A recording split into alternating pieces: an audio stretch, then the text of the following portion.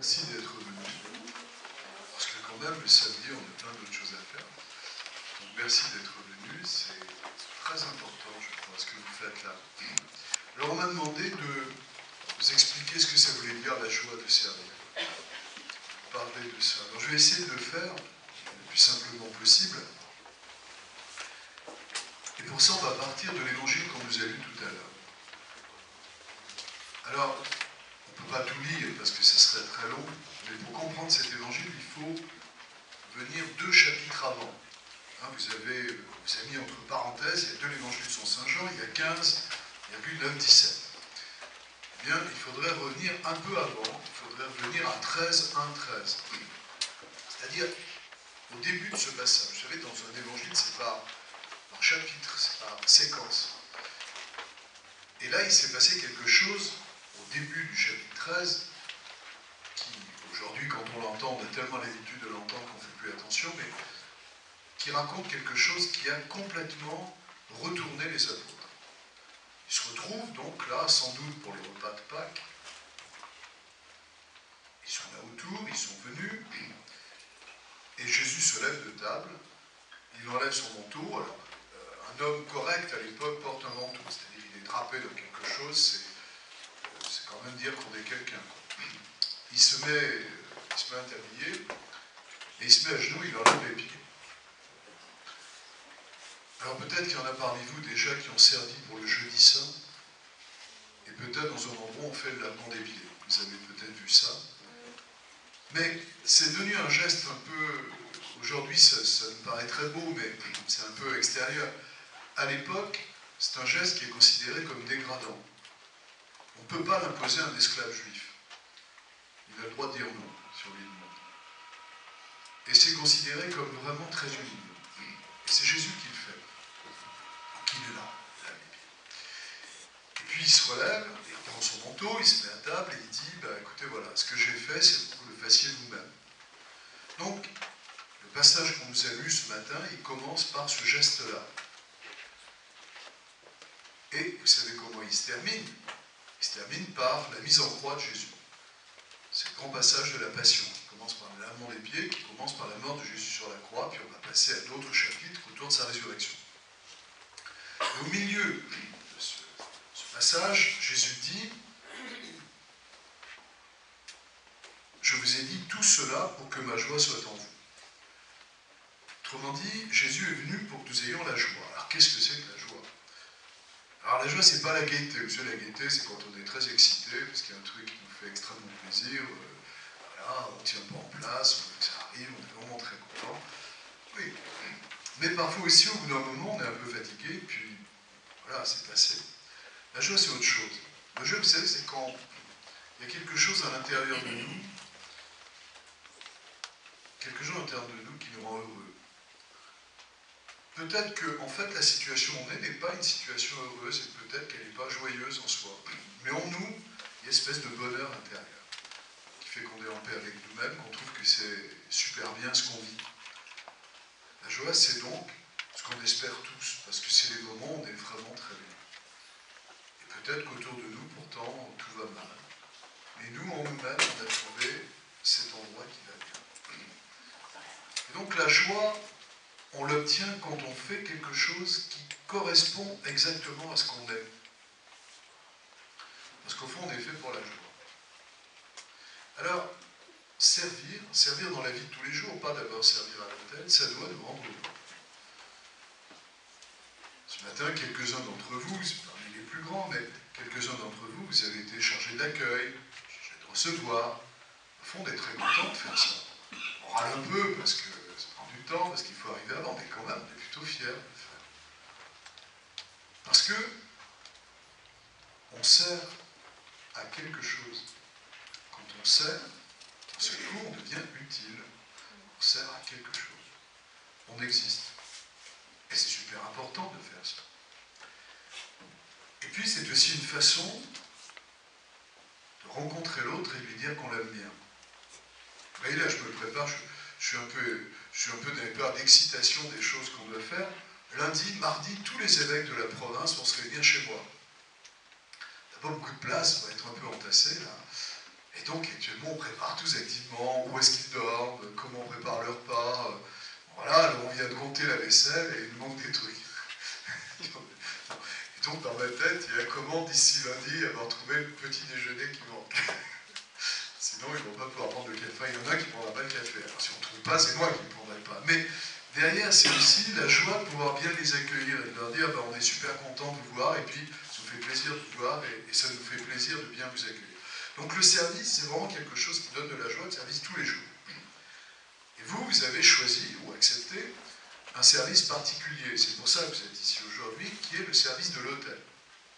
Alors, en fait, quand on dit le service de l'hôtel, c'est vrai, mais à condition de retrouver l'origine de ce mot. Vous savez, on est très vieux les chrétiens, ça fait 2000 ans qu'on parle, et ça fait 2000 ans qu'on fait des trucs. Alors nos mots, des fois, ils ne suivent plus. Pour nous, l'hôtel, c'est le meuble là, qui est au milieu. Voilà. En réalité, pour les premiers chrétiens, quand ils ont inventé le mot servir l'hôtel, c'est pas le meuble, c'est le Christ. La table, là, pour laquelle on s'incline, sur laquelle le prêtre dépose un baiser quand il commence la messe, c'est le Christ. Il le représente au milieu de nous. Mais en même temps, il nous représente nous. Alors je sais que quelques-uns d'entre vous, mais ils étaient peut-être plus jeunes à l'époque, ils ont pu oublier, mais quelques-uns d'entre vous ont assisté à des consécrations d'hôtels. On n'en fait pas tous les jours. Hein. Quand on en fait une, c'est très impressionnant, parce que sur l'autel, on fait tous les gestes qu'on fait sur les chrétiens. On verse de l'eau, on le baptise, on y met du Saint-Crème, de l'huile parfumée, on le confirme. Et puis, on met la lumière. Exactement comme dans le rite du baptême. Il y a l'eau, le Saint-Crème, la lumière. Et après, on lui met des nappes, donc on l'habille, il y a même le vêtement blanc. Parce que l'autel, il est le symbole du Christ, mais s'il est le symbole du Christ, il est le nôtre, parce que nous sommes le corps du Christ, tous ensemble. Donc quand on dit que vous servez l'autel, en fait, vous servez l'assemblée, c'est-à-dire ceux qui sont là. Et c'est super important que vous soyez là. Pas simplement parce que ça aide monsieur le curé, mais d'abord parce que ça doit aider les autres à prier et entrer dans la joie. C'est pour ça qu'il faut qu'il y ait un peu de joie à servir. Si vous venez parce que vous y êtes obligé, d'abord ça va se voir tout de suite, et puis ça n'aidera personne. Parce qu'on va dire pourquoi il fait la gueule, l'autre là-bas. Et donc il s'agit bien de venir avec joie, servir le Seigneur présent dans l'assemblée, représenté par l'autel, pour que les autres entrent dans notre joie. Tout à l'heure, vous avez un texte du pape Benoît XVI, vous savez, quand on dit évêque, on choisit une formule de l'Évangile ou du Nouveau Testament, ou de l'Ancien d'ailleurs, une formule qui dit un peu ce qu'on veut faire. Ça s'appelle une devise. Et quand Benoît XVI est devenu évêque, il a choisi une devise qu'il a gardée quand il était pape. Et sa devise, c'était « coopérateur de votre joie ». C'est beau comme truc. C'est-à-dire, voilà, on va vous aider à être joyeux, à servir votre joie. Eh bien, quand vous servez à l'autel, vous êtes un peu des petits papes, coopérateurs de la joie de ceux qui sont là. C'est les amener à cette joie qui est la rencontre du Seigneur. Alors ça veut dire quoi? Ben, ça veut dire d'abord que vous êtes des serviteurs. Alors un serviteur, il ne fait pas forcément ce qu'il veut. Il ne fait pas forcément ce qu'il a envie de faire. Et comme c'est un serviteur, on trouve tout à fait normal qu'il serve.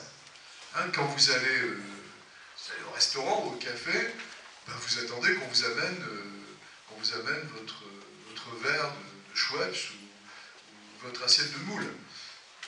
Bon, je sais bien qu'aujourd'hui, les endroits où on va la chercher soi-même, mais normalement, elle attendait. Et au fond, vous ne posez pas beaucoup de questions sur celui qui vous l'amène. Et lui, bah, c'est son métier, donc il le fait. Mais quand vous êtes serviteur, faites ce qu'on vous demande. Et ne croyez pas que ce soit simplement parce que vous êtes servant d'hôtel. C'est d'abord parce que vous avez accepté de vous mettre au service du Christ. Vous savez, il n'y a pas très longtemps, il est arrivé une petite histoire. Depuis qu'on est moderne, on a plein de problèmes. Hein. L'informatique, c'est une chose terrible. Et donc, comme tous les gens importants, mon agenda est géré par l'informatique.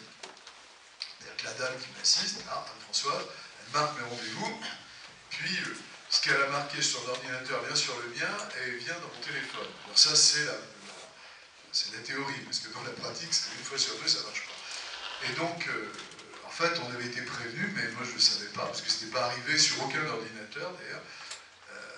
On avait décidé de changer la date et l'heure de la confirmation à Carcassonne. Jusqu'à présent, on confirmait à Carcassonne le samedi, la veille de la Pentecôte. Le dimanche matin, j'étais à Narbonne pour confirmer. Puis après, j'ai un peu de temps pour moi. Et là, j'apprends, mais quelques jours avant, que la confirmation à Carcassonne était l'après-midi de la Pentecôte. Alors d'abord, je n'ai pas été très content parce que je suis accepté de manger chez des gens à midi. Voilà. Et que ça compliquait un peu ma vie. Et alors, bon, le prêtre qui je un peu râlé quand même, alors, disons, enfin, je n'étais pas au courant, etc. Et alors, le prêtre qui s'en occupe me dit, bah si, vous avez été prévenu en juillet dernier. Bon. Il me dit, mais on peut changer la date. Je lui dis, ah non, non, non, on ne changera pas la date. Parce que l'évêque, c'est un serviteur. De toute façon, je suis là pour donner la confirmation. Donc je m'organiserai. C'est ce que j'ai fait. Je suis venu. Autrement dit, si nous choisissons d'être chrétiens, nous choisissons d'être au service de l'Église, c'est-à-dire de nos frères, corps qui est l'Église. Et donc quand vous servez à la messe, c'est dans cet esprit-là que vous devez être. Vous n'êtes pas simplement des gens pour qu'on dise « Ah, qu'est-ce qu'il est beau quand il est en blanc, qu'est-ce qu'elle est belle quand elle fait les trucs, c'est extraordinaire ». Peut-être que les gens le pensent, mais vous n'êtes pas là pour ça. Vous êtes là pour que les choses arrivent au bon moment. Puis peut-être qu'il y a un service que vous préférez, et puis ce dimanche-là, on va te proposer un autre. Et ben, c'est pas grave. Voilà, c'est comme ça. On fait les choses quand elles viennent. Et si on a besoin de vous. C'est cette disposition du cœur. Et je vous assure, ça rend très joyeux, parce que comme ça, on n'a pas à se poser de questions. On n'a pas à s'inquiéter à l'avance de ce qu'on fera. On fait ce qu'on nous demande. Servir l'Assemblée pour la joie en faisant ce qu'on nous demande. Deuxièmement, si vous servez, il vaut mieux que vous soyez une aide. C'est-à-dire que si vous faites les andouilles pendant que vous êtes autour de l'autel, vous n'aiderez pas beaucoup les gens à prier, quoi. Moi, j'ai eu quand j'étais curé autrefois, j'ai eu un servant qui avait un peu de mal pour se tenir tranquille. Alors il avait l'art de la catastrophe, notamment il adorait entortiller son cordon autour du tabouret. Et il oubliait de détortiller quand il se levait. Donc le tabouret avait dingué à l'autre bout chaque fois, bon, très bien. Ça a aidé personne à prier, hein. Personne. Donc un jour je lui dis, écoute, si tu conduis comme ça, tu ne reviens plus. Et donc du coup, il a arrêté. Bon.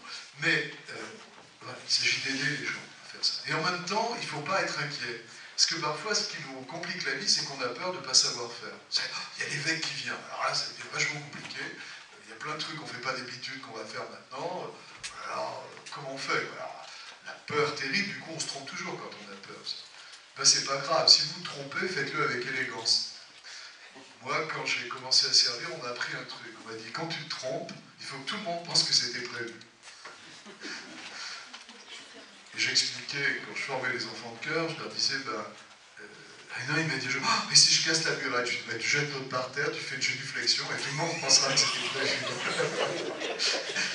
C'est pas très grave. C'est-à-dire qu'il ne faut pas avoir d'angoisse. En fait, les choses, naturellement, et comme elles viennent, si on se trompe, et puis c'est tout. Vous savez, c'est comme si on vous demande, normalement, c'est pas votre premier service, mais si on vous demande de lire un texte, et si vous vous trompez, alors il y a deux choses qu'il ne faut pas faire. La première, c'est dire « Oh merde !» ça y est pas. Et la deuxième, c'est dire « Pardon, je reprends », c'est pas la peine, on s'en fiche, entendu. Continuez, voilà. Faites les choses simplement. On n'est pas là pour... simplement. Servir l'Assemblée, en servant l'Assemblée, servir le Christ. Aider les gens à entrer dans la prière sans être distraits et permettre que les gens comprennent ce qui se passe. Alors vous savez que quand vous servez à l'autel, vous êtes les délégués de ceux qui sont là. Vous représentez l'Assemblée. Alors, quand on dit, mais comment ça se fait qu'il y ait des filles enfants de cœur, je dis, parce que le peuple de Dieu tout entier célèbre et que les femmes aussi, elles célèbrent quand même. Et c'est normal qu'elles soient là. Donc, vous êtes les délégués du peuple de Dieu. Et ce que vous faites, tout le monde ne peut pas le faire en même temps, ça serait la foire si tout le monde. Mais vous le faites en leur nom. Et chacun des gestes que vous faites, c'est les gestes qu'ils doivent faire dans leur cœur.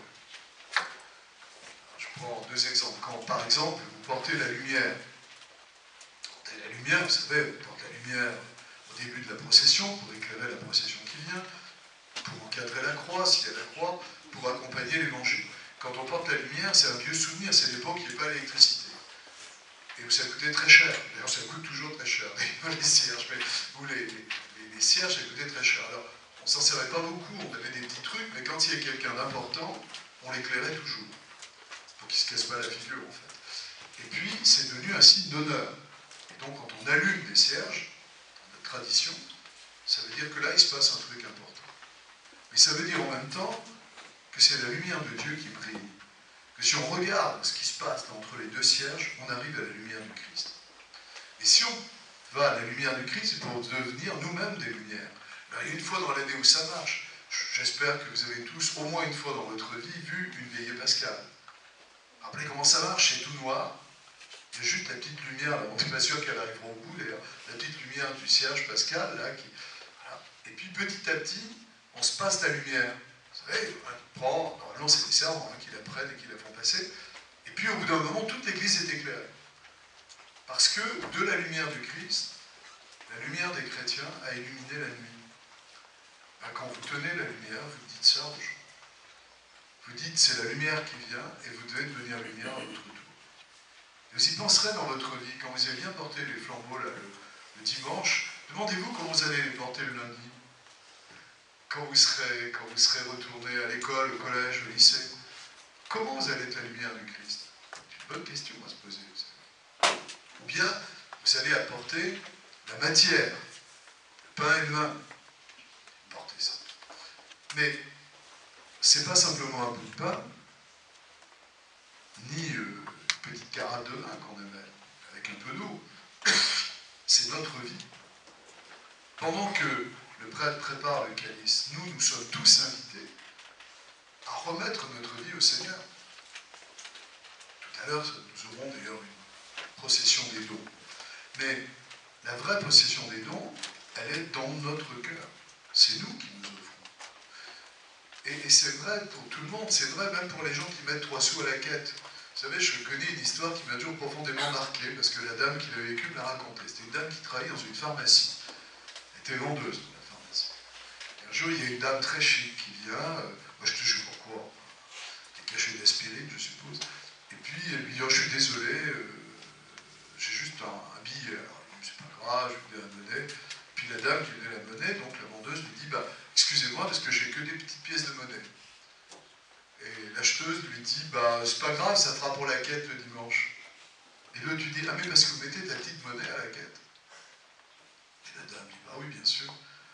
Et la vendeuse lui dit, mais vous savez ce que ça veut dire, la quête? C'est votre vie que vous offrez, ben, vous ne l'estimez pas cher. Ben, derrière, il y a cette offrande de soi-même. C'est-à-dire, c'est pas simplement je t'amène des burettes, mais c'est moi qui viens vers le Seigneur, c'est moi qui me donne la vie. Et puis, il y a tous ces petits services, parfois un peu lourds, hein, quand on tient le livre, par exemple. On tient le livre, c'est bon. C'est très beau, mais il est parfois lourd, le livre. Il y a toutes sortes de livres, mais il y en a des gros. Là, moi, parfois, j'ai un peu de peine quand je vais dans les paroisses, parce que je vois la petite ou le petit là, qui commence à trembler un peu, parce que le livre, il est très lourd. Et je me dis, bon, allez, on va essayer d'aller vite pour que ça ne continue pas. Mais on pourrait se dire, après tout, il n'y a pas besoin de tenir un livre, il n'a qu'à le tenir lui-même. Mais on tient le livre pour dire justement ce que Jésus dit là, aimez-vous les uns les autres. C'est une façon de dire qu'on vient en aide à celui qui préside. Et venant en aide à celui qui préside, c'est le Seigneur qu'on aide. Et donc faites-le bien. Si j'ai un petit truc à vous donner, quand vous avez un vieux monsieur de mon âge qui a des lunettes, essayez de ne pas trop bouger, parce que ces lunettes, vous savez, ça s'appelle des Varilux. Ça veut dire que ça descend, alors si vous bougez trop, on n'arrive pas à attraper la ligne. Alors on demande un peu de mal de mer. Donc ça va, quand on a mon âge, c'est presque tout par cœur. Enfin, c'est un petit truc, hein, je vous le dis, techniquement, ne faites pas trop des mouvements de haut en bas dans le livre. Si vous avez des jeunes, comme tous les jeunes prêtres qui sont là, il n'y a pas de problème. Vous avez des vieux. Et ça aide à la joie. Enfin, quand vous êtes au service de l'Église, quand vous êtes au service de vos frères, eh bien, essayez de comprendre ce que vous faites. Tout à l'heure, on va vous expliquer la signification des gestes. J'espère que de temps en temps, on vous explique aussi la signification des paroles. Bien, essayez de comprendre et d'y entrer. Et on peut reprendre ça dès le début. Vous arrivez à la sacristie, vous avez la messe, alors éventuellement vous participez à la préparation des choses, ça varie d'un lieu à l'autre, et vous allez mettre une aube. Vous savez pourquoi on met une aube? Ça représente quoi l'aube qu'on met? Tout à l'heure, quand je présiderai l'Eucharistie, je mettrai une aube. Oui. Ah, c'est pas faux ce que tu dis, mais il faut faire un chemin. Non, on met une aube parce qu'on est baptisé. C'est le vêtement blanc qu'on nous a donné à notre baptême. Ça veut dire qu'on agit au nom de notre baptême. Voilà. pour ça que, quand on s'approche de l'autel, on remet une aube. Tout le monde pourrait dire en aube le dimanche à la messe. Et alors tu as raison quand tu parles du sel, parce que Jésus a dit à ses disciples qu'ils étaient le sel de la terre. Et donc il faudra en effet, parce que nous sommes baptisés, que nous devenions le sel de la terre. Ça, c'est, on donne du goût à la vie. La joie, c'est fait pour donner du goût. Alors, on met l'eau, c'est-à-dire qu'on se rappelle de notre baptême. Et on va ensuite entrer dans la démarche que Jésus a fait lui-même. Jésus s'est fait serviteur. Nous nous faisons serviteurs comme lui. Et donc, il faut que notre cœur soit tout entier à ce service-là. Il faut que nous comprenions pourquoi nous faisons les choses. Alors, il y a eu une époque où on ne formait pas du tout les servants d'autel. Alors, je me souviens assez vieux, j'étais un jeune prêtre, enfin, relativement jeune prêtre, et j'allais dans un coin, il y avait presque jamais la messe d'ailleurs. Il y avait toujours des jeunes pour servir. Je me souviens, il y en avait un, il était toujours au coin de l'hôtel, il faisait un truc que je ne comprenais pas. Alors un jour, je lui dis, écoute, t'es gentil, mais tu devrais lasser tes chaussures une fois pour toutes, quoi, parce qu'aller refaire ton nœud de lacet, c'est un peu agaçant. Et il me dit, j'ai pas de lacet, j'ai des scratchs. Je lui dis, mais alors tu vas faire quoi? Alors il me dit, je vais faire la génuflexion. Je lui dis, ça c'est très bien, mais tu as raison, il faut avoir des signes de respect pour le Seigneur, mais au moment où tu le fais, il n'y a aucune raison de le faire, parce que il le faisait après le lavabo, alors j'ai jamais compris pourquoi. Et alors, je lui dis, là il n'y a pas de raison, tu le fais après qu'on ait repris les paroles de Jésus, après la consécration. Pardon. Et il me regarde et il me dit, du temps de l'abbé Rousse, on faisait comme ça. L'abbé Rousse était mort 15 ans avant sa naissance. Donc évidemment, ça n'avait plus aucun sens. C'est-à-dire qu'on avait retenu, alors, il y avait une raison, c'est que quand l'abbé Rousse a commencé à dire la messe, il a dit c'est nous au peuple, évidemment, quand on passait devant le tabernacle, on faisait génuflexion. Mais entre-temps, il n'y avait plus de tabernacle, on a dit c'est face au peuple, enfin, il y avait un tabernacle qui n'était pas là, voilà, on a continué à faire. Donc ça, c'est des gestes qui n'ont plus aucun sens. Alors vous avez remarqué que la plupart des gestes que fait le prêtre sont accompagnés de paroles, pas tous, mais presque. Alors essayez d'entrer dans ces paroles. Moi j'ai été un jour très frappé, j'ai une dame, là son fils commençait à servir la messe, elle me dit, oh bah vous savez, Ambroise est revenu complètement retourné de la messe dimanche. Je lui dis, ah bon, pourquoi? Il m'a dit, tu sais ce qu'il dit le prêtre quand il se lave les mains? Et alors ce moment lui dit, bah oui, il dit quoi au fait, le prêtre quand il se lave les mains? Ah, j'ai jamais écouté. Alors qu'est-ce qu'il dit le prêtre quand il se lave les mains? Seigneur, lave-moi de mes fautes. Purifie-moi de mon péché. Alors ça, pour Ambroise, c'était une découverte que les prêtres étaient pécheurs et qu'ils le reconnaissaient. Ça a complètement bouleversé. Écoutez les paroles que l'on dit. Chaque parole donne le sens du geste que l'on fait. Alors, il y a des gestes qui sont accompagnés de paroles qui ne donnent pas de sens, qu'il faut avoir une fois pour toutes. Alors, il y a deux grands gestes qui ne sont jamais expliqués, mais qui sont fondateurs pour nous. Le premier, c'est être debout. Les chrétiens, comme les juifs, prient debout. Ça, c'est la grande tradition ancienne. Alors, les chrétiens prient notamment debout parce que, quand ils ont commencé à prier, ils priaient en grec. Et qu'en grec, debout et ressuscité, c'est le même mot. Donc, quand on prie, on se lève. Et on se lève aussi quand on écoute l'évangile, mais là, c'est un signe d'honneur. Parce qu'on écoute la parole de Dieu, la parole du Christ qui nous rejoint. On est debout. L'autre geste, c'est le prêtre qui le fait, mais après tout, l'assemblée pourrait le faire, c'est les mains levées. Ce qu'on appelle le geste de l'orante. C'est-à-dire c'est comme ça que les premiers chrétiens priaient. Parce qu'en levant les mains, on dessine déjà le signe de la croix. Autrement dit, c'est au nom de Jésus qu'on va prier. C'est lui qui prie par notre bouche. Et c'est son esprit qui porte notre prière. Et normalement, les mains sont tournées en face. Parce que certains païens priaient avec les mains levées. Alors, ou les mains baissées. Ceux qui invoquaient les dieux de la terre baissaient les mains. Les dieux chthoniens. Et puis ceux qui invoquaient les dieux du ciel, ils levaient les mains parce qu'ils ramassaient au passage. Les chrétiens prient les mains tournées vers la face parce que celui auquel ils s'adressent est fait l'un d'entre eux. Et donc, il est venu vers nous dans un geste fraternel, à tel point que notre père Jacob a même pu se battre avec lui.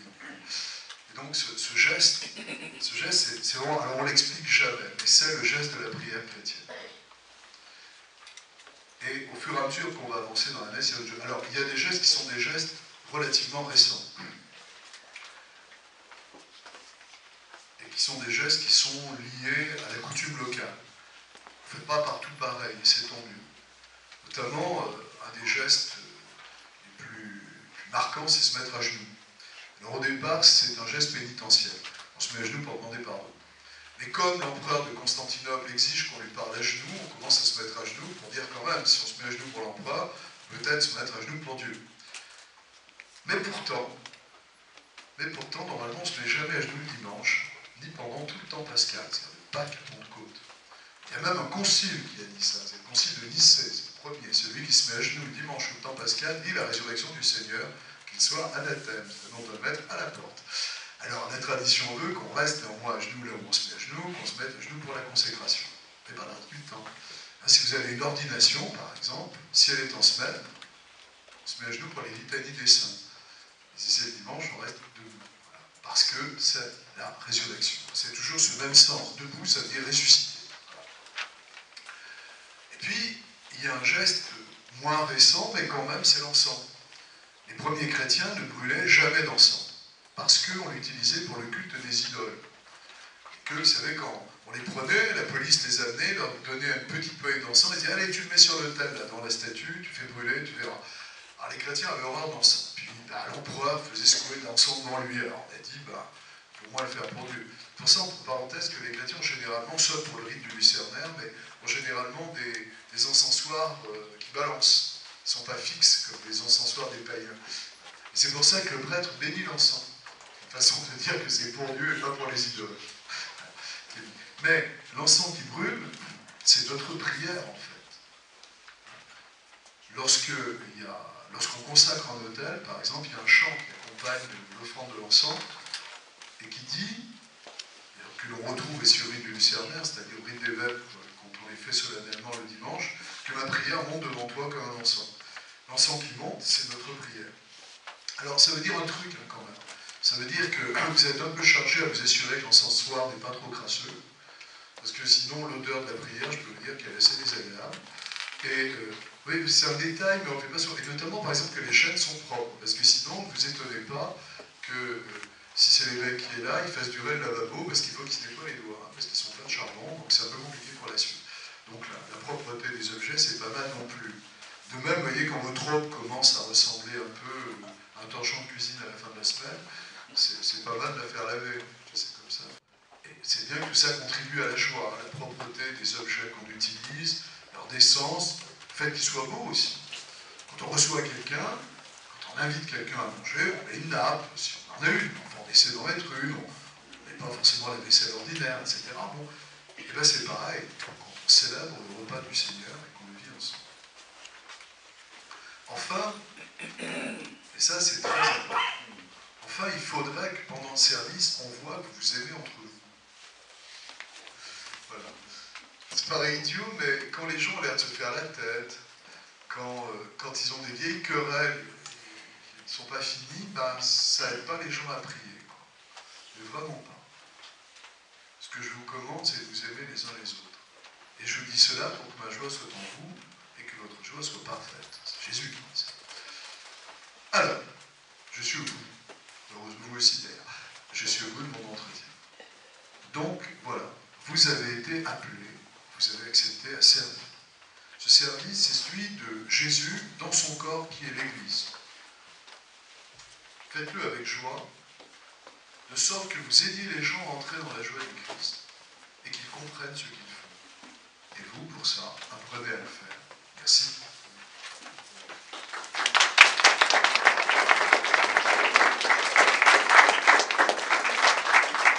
Il y a une pause bien méritée.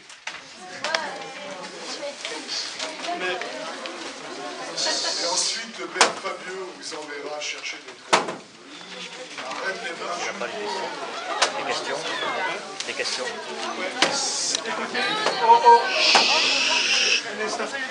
Peut-être que parmi vous, certains auraient quelques questions à poser à Monseigneur. On verra plus tard.